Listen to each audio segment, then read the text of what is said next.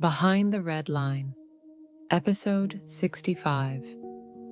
The Craigslist Erotic Services Killer Philip Markoff, USA, 2009.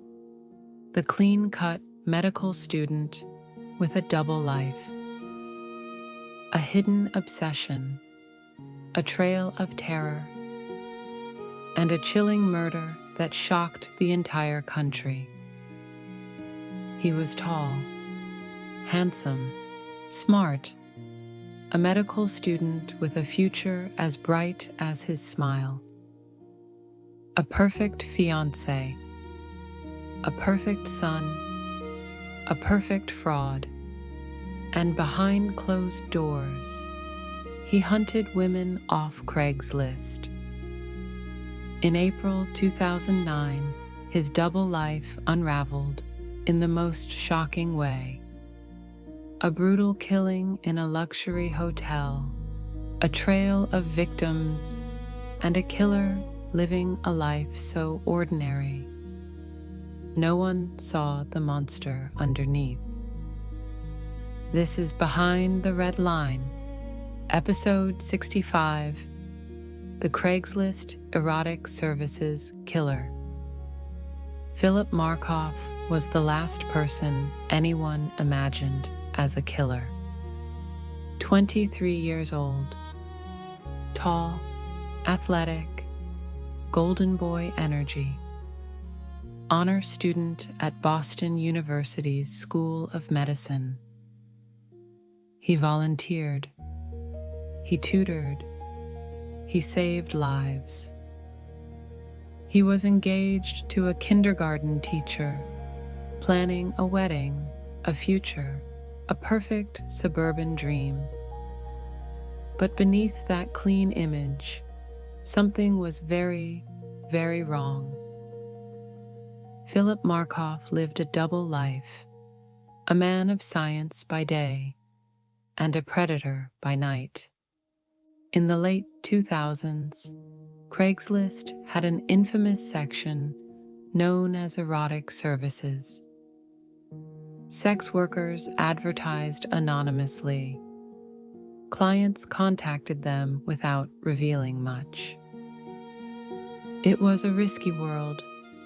Cash-only meetings, no background checks, hotel room encounters. Perfect for someone hunting victims. Perfect for someone like Markoff. He wasn't looking for sex. He was looking for control, violence, domination. His fantasy wasn't the encounter, it was the power. April 10th, 2009. Markoff arranged to meet a woman named Trisha Leffler, an escort advertising privately on Craigslist. She checked into the Westin Copley Place Hotel in Boston. A luxury tower, a safe space. Or so she thought. When she opened her door, Markoff burst in with a gun. He tackled her, tied her hands with zip ties, taped her mouth, rifled through her belongings. He told her he wouldn't hurt her. He lied. He stole her cash, her cards, anything of value, and then vanished down the hallway like a ghost. Trisha survived, and she gave police a description that was frighteningly normal. April 12th, 2009. Markoff wasn't done. He contacted Cynthia Sidney Dion, a lap dancer offering private services. In a hotel room in Warwick, Rhode Island, he tried to bind her hands. She fought, ran, screamed. He fled again, but he needed more. He needed escalation, he needed blood. April 14th, 2009. Boston, Marriott, Copley Place.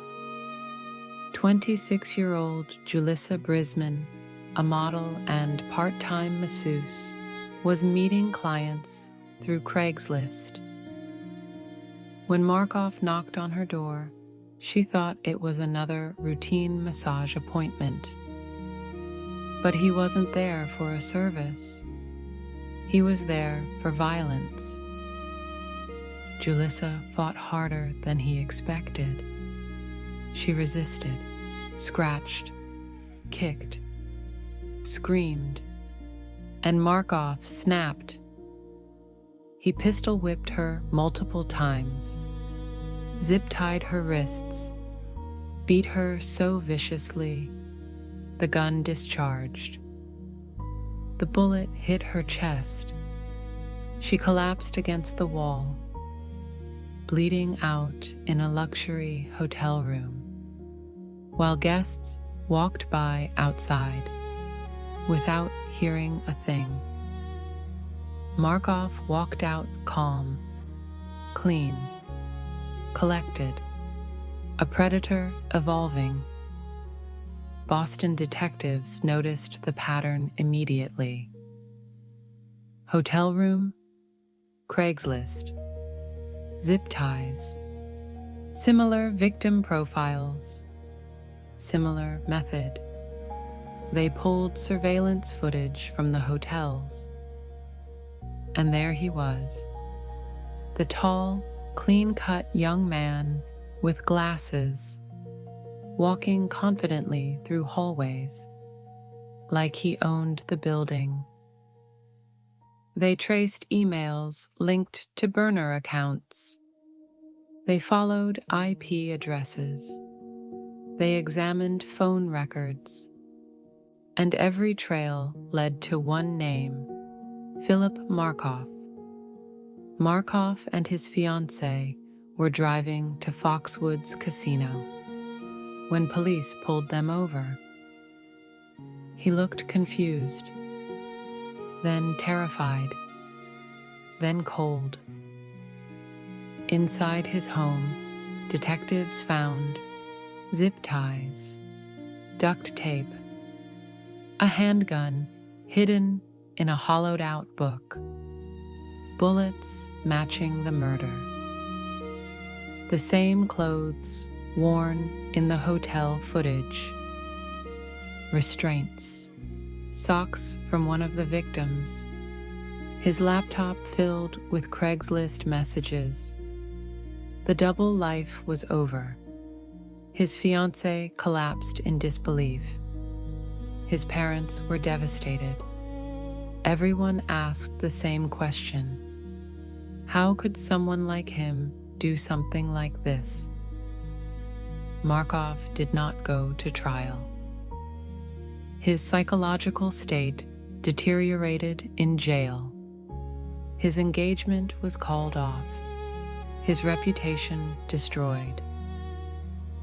On August 15th, 2010, what would have been his one-year wedding anniversary, Markoff slit his wrists and cut major arteries in both legs.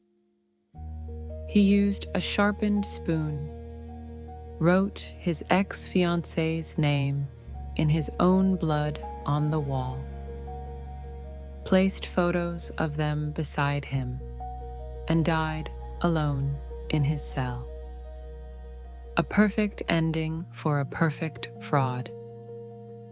Experts still debate what drove Markoff. Some say financial desperation. He was drowning in gambling debt. Some say sexual sadism.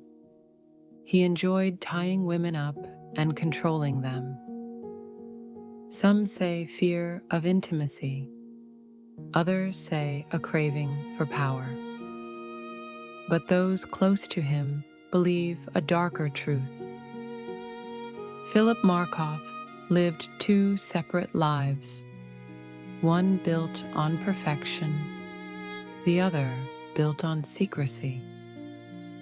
And when those worlds collided, he chose violence. The Craigslist erotic services killer left a mark on history. He changed the way law enforcement handles internet sex crimes. He changed Craigslist forever, forcing the erotic services section to be removed. He exposed how predators use technology, anonymity, and the false safety of hotels to target women. And he proved something terrifying. A serial predator can look like a hero, a fiancé, a medical student, a good man, but masks crack, and sooner or later monsters reveal themselves. This is Behind the Red Line, Episode 65, The Craigslist Erotic Services Killer.